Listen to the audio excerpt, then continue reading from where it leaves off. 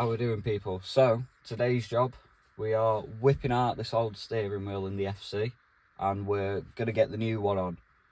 This is something I've been wanting to do for ages. I mean, I've found what I think is the perfect wheel for this car, like literally bang on what I'm wanting to do. The wheel I've managed to get it from Japan. Pretty sure it's really rare as well. So I'm honestly so excited to get it on. But yeah, so I'll kind of make this like a walk along video pretty much. Get started, obviously. We don't have airbags in our FCs. I don't know if the later models do. I don't believe they do.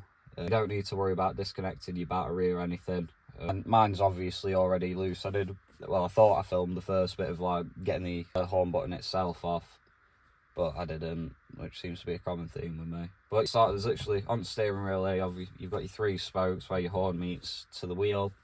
There's 1 bolt here, 1 bolt here, 1 bolt here, and literally cross-edge screwdriver will do it. The bolts that came out for me are just normal cap head crossheads, like that. But then there was also this one that looks like it's got an 8mm head on it as well. I'm not sure if that's standard or someone's, well, I know for sure someone's been in before because we were missing a screw. But either way, nice and easy to get off. They're not covered or anything, these holes on the back. Just literally put your screwdriver straight on it. You should be able to reach them without having to turn the wheel. I mean, it's fine if you have to, but that's where we are. Next, you just want to grab a 21mm socket.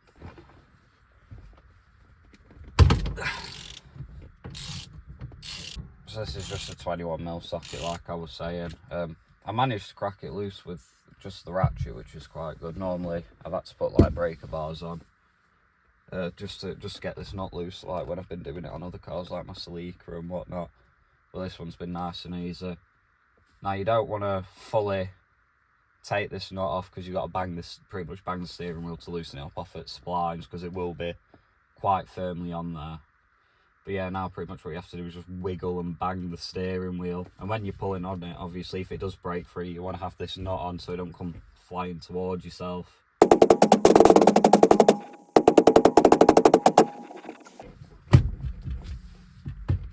There we go. Off its splines.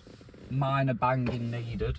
Obviously, I forgot to say, before you do this, before you get to like undoing this nut, make sure your steering wheel's straight. It's going to make your life so much easier, because you don't want to be trying to guess how your hub sits on the splines or anything.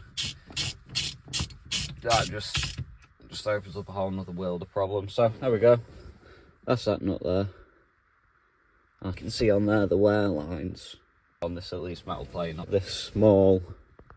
Let me try to zoom in. Yeah, so this little small bit here just touches on there to make your contact for your horn whenever you need it. Quite cool. So that's the old wheel off. We'll just knock that off here for now, so it's out of the way. So what I've got is a HKB Boss kit for the FC. This isn't a short hub. This is just like a standard sized hub kit. Come with hardware to mount the steering wheel. But yeah, again, we've got this metal plate on the back, so that'll be our contact point for the horn. These on the back as well, you've got little cutouts, and you've got 2 little prongs here on the original steering system. So I'm presuming these all just line up together like so. Right, we've had a little click. Put that middle nut on first.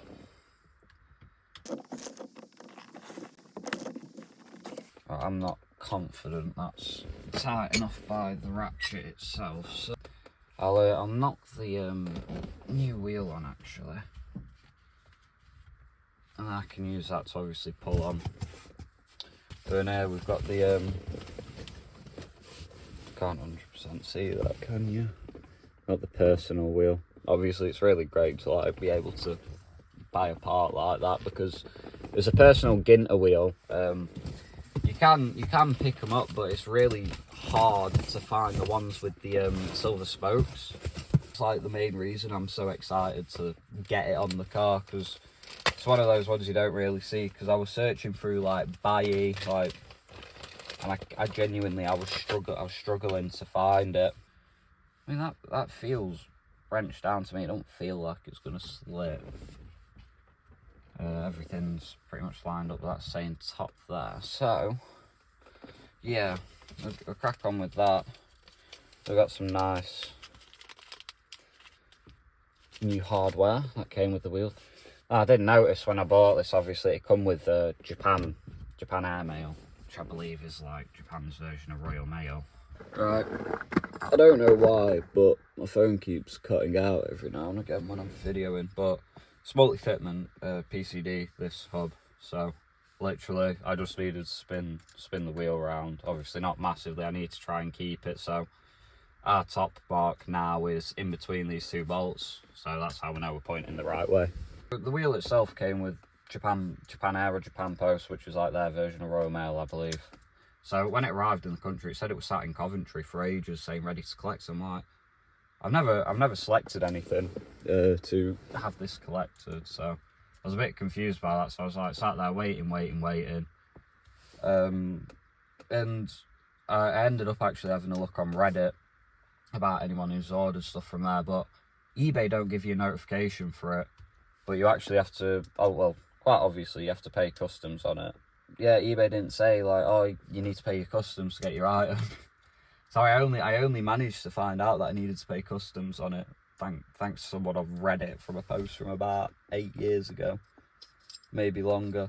But yeah, so if you do ever order through eBay and it comes with Japan Air, just be wary of that, or you'll be like me, because it ended up being sat in the country for about a week before I checked it, and then realised, because all you have to do is put your Japan Air tracking number onto Royal Mail, to go straight through and just say, oh yeah, you've got a customs charge that needs paying. So I'm just going to try and give this one more tighten. I've got the wheel on, so I've got something to obviously hold it straight with.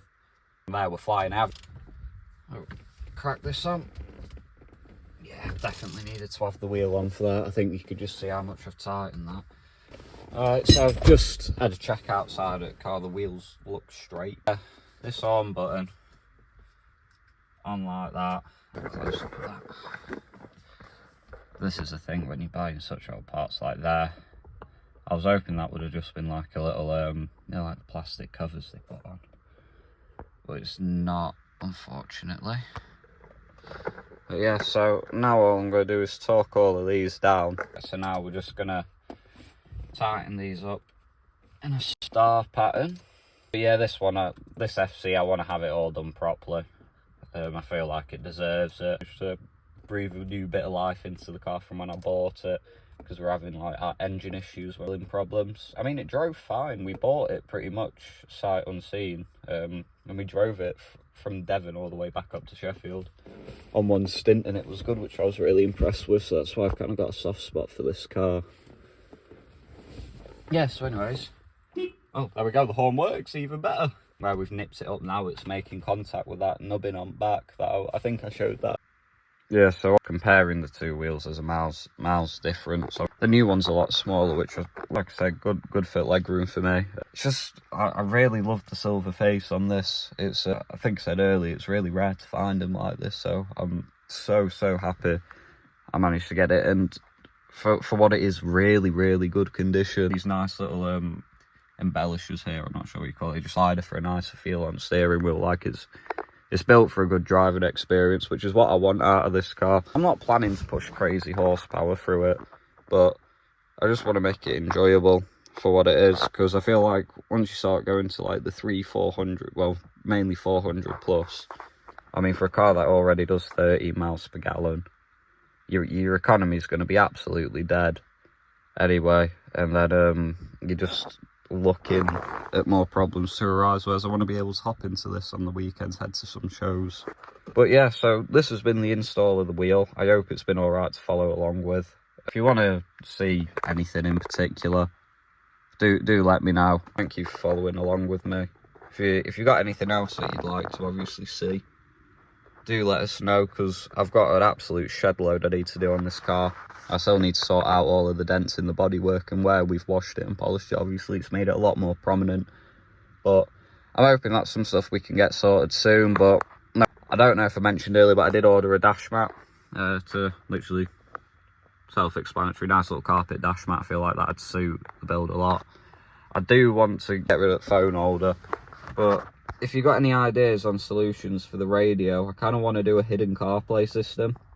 I have seen someone called Revision X Engineering on Instagram who's making a retro doubled-in style with a slot at the top that pops out with the CarPlay, and it's got a whole synthesizer at the bottom, which would be awesome, but they're not in production yet. So hopefully I could grab something like that. But if you've got any other solutions, do let us know, because I'm stuck with BBC Radio 1. I'd love the change, but yeah. Thank you all very much for sticking along with me. I'm hoping that the quality of my videos get a bit better soon. But literally any tips, anything, please do let us know. Cheers.